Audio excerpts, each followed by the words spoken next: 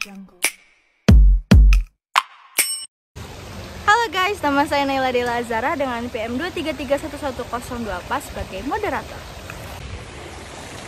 Halo guys, nama saya Damai Ayu Mulyani, NPM 23311032. Saya sebagai pemateri 2. Hai semuanya, perkenalkan nama saya Sanda Hapja Permana dengan NPM 233111021. Halo guys, perkenalkan nama saya Razak Trihandoko dengan NPM 233111014. Assalamualaikum warahmatullahi wabarakatuh. Saya di sini sebagai perwakilan kelompok dari kelompok 5 akan menjelaskan tentang etika dalam manajerial. Lanjut ke materi pertama. Halo guys, di sini saya akan menjelaskan poin pertama, yaitu etika dalam pengambilan keputusan manajerial. Apa itu etika? Pada pengertian yang paling dasar, etika adalah sistem nilai pribadi yang digunakan memutuskan apa yang benar atau apa yang paling tepat dalam suatu sistem tertentu. Memutuskan apa yang konsisten dengan sistem nilai yang ada dalam organisasi dan diri pribadi. Kemudian, pengambilan keputusan merupakan tugas utama dari seorang manajerial. Pengambilan keputusan harus berdasarkan perhitungan yang matang dan tepat sehingga keputusan yang diambil dapat diterima oleh semua pihak yang bersangkutan.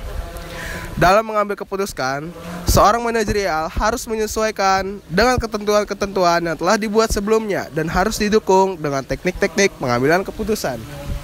Kemudian, keputusan manajerial dibuat dengan mempertimbangkan tujuan organisasi dan disesuaikan dengan keberadaan organisasi secara keseluruhan. Keputusan manajerial memiliki efek yang luas ketimbang keputusan individual. Keputusan dibuat dalam rangka menyelesaikan masalah. Materi selanjutnya yaitu dampak pada organisasi budaya. Manajerial sebagai pengambil keputusan pada suatu perusahaan dapat menentukan kualitas perusahaan itu sendiri. Kualitas merupakan hal yang penting bagi perusahaan manufaktur maupun perusahaan jasa. Begitupun dengan pelaku usaha kecil ataupun usaha besar. Memberikan perhatian lebih pada kualitas suatu produk atau jasa dapat meningkatkan profitabilitas bagi perusahaan. Dan juga suatu perusahaan yang terjalin dengan baik, membuat karyawan nyaman dan bekerja dan membuat kinerja karyawan meningkat. Artinya, jika budaya organisasi yang ada di dalam perusahaan tersebut meningkat, mengakibatkan kinerja karyawan juga ikut meningkat. Baiklah, materi selanjutnya akan disampaikan pemateri selanjutnya. Oke, yang kedua ada etika dalam berbisnis.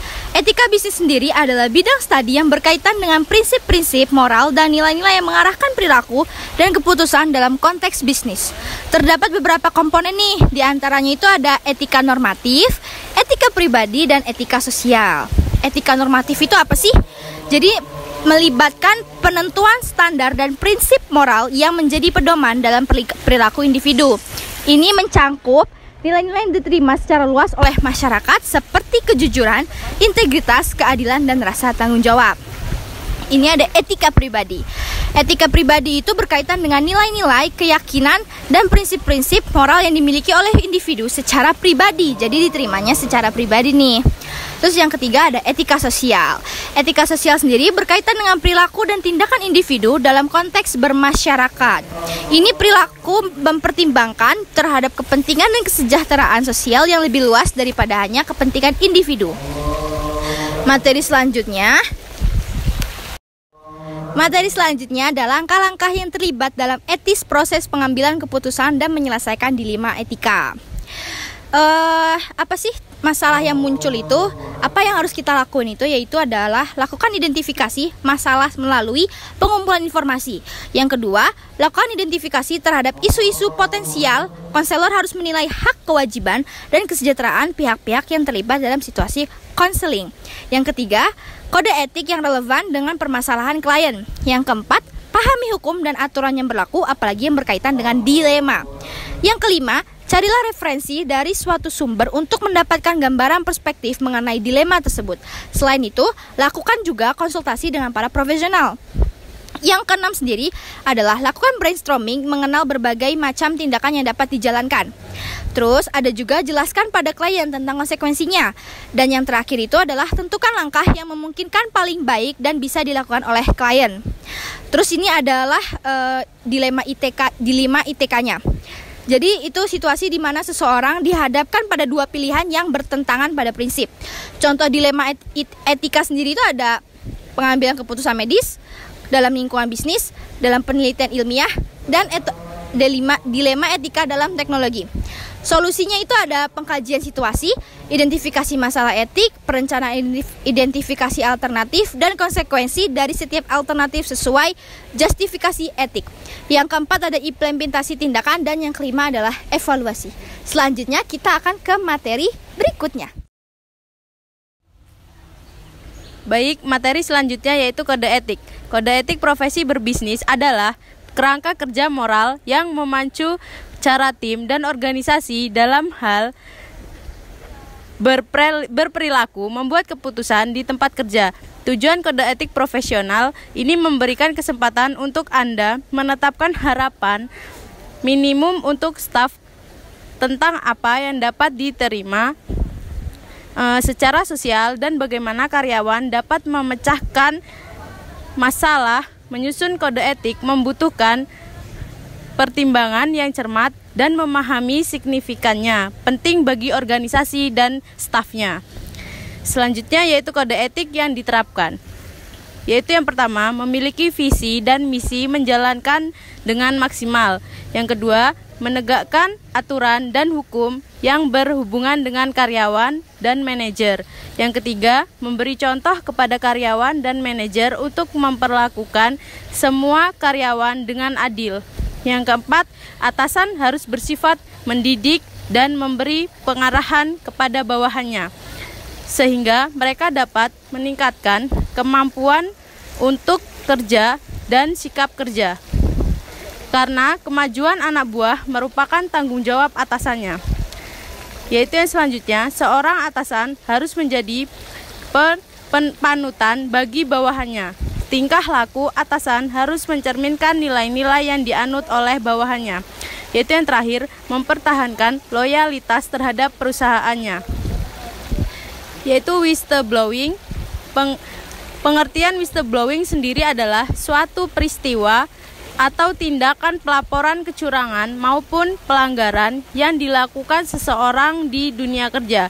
Biasanya pelaporan semacam ini bisa dilakukan oleh seseorang yang berada dalam satu lingkup kerja atau bahkan klien maupun relasi kerja yang mengetahui terjadinya tindak kecurangan, di mana pelaporan akan tindakan kecurangan yang dilakukan oleh rekan kerja atau atasan ini ternyata dibocorkan oleh pihak lain.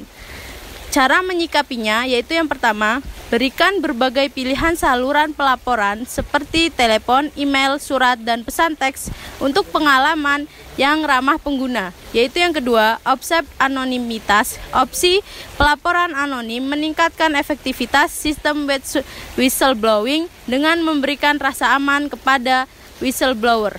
Yaitu yang ketiga, respon cepat.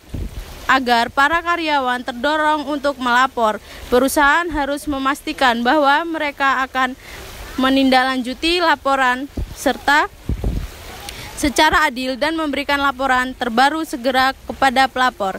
Yang keempat, mempromosikan kebijakan sistem whistleblowing. Promosi dapat dilakukan dengan memberikan kebijakan tertulis, memberikan pelatihan kepada karyawan, dan mendidik karyawan melalui buletin internal. Yaitu yang kelima, dukungan pemimpin sangat penting, bahwa para pemimpin di perusahaan dengan jelas menyatakan bahwa mereka mendukung sistem whistleblowing serta mengutuk fraud dan tindakan balasan. Yaitu materi selanjutnya akan dilanjutkan. Ya, sekarang kita akan masuki materi terakhir yaitu etika leadership.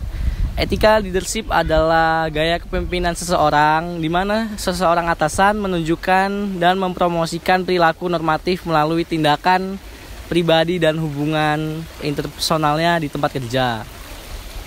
Dan sederhananya, gaya kepemimpinan ini dapat didefinisikan sebagai sikap seseorang individu yang yang posisi manajemen tertentu yang akan mempromosikan norma dan etika dalam tiap tindakan serta hubungan mereka di kantor. Nah, hal-hal yang harus kita terapkan dalam etika leadership adalah yang pertama itu tentukan dan sejajarkan nilai-nilai yang kamu hargai. Dan yang kedua adalah promosikan open communication. Yang ketiga adalah temukan panutan di kantor yang kamu hormati. Yang keempat adalah hargai sama orang lain, yaitu pendapatnya. Dan yang kelima adalah jadilah orang yang terbuka untuk kritik dan saran. Nah, untuk kesimpulannya adalah untuk menjalankan bisnis harus dipertimbangkan secara matang, bukan hanya memikirkan sukses atau tindakan bisnis tersebut. Tapi yang terpenting dari semuanya adalah bagaimana kita beretika dan bagaimana kita menyikapi semua masalah yang ada. Jika semua itu berjalan dengan baik, maka persentase bisnisnya akan kamu jalankan menjadi sukses dan sangat besar. Dan bukan hanya karyawan saja yang harus menerapkan etika bisnis yang ada, namun atasan seperti manajer atau bos juga harus menerapkan semuanya, supaya kualitas perusahaan dan bisnis yang dijalankan menjadi terlihat dan berjalan dengan sangat baik. Terima kasih semuanya. Sekian penyampaian materi dari kelompok kami. Mohon maaf jika ada kesalahan kata. Dadah.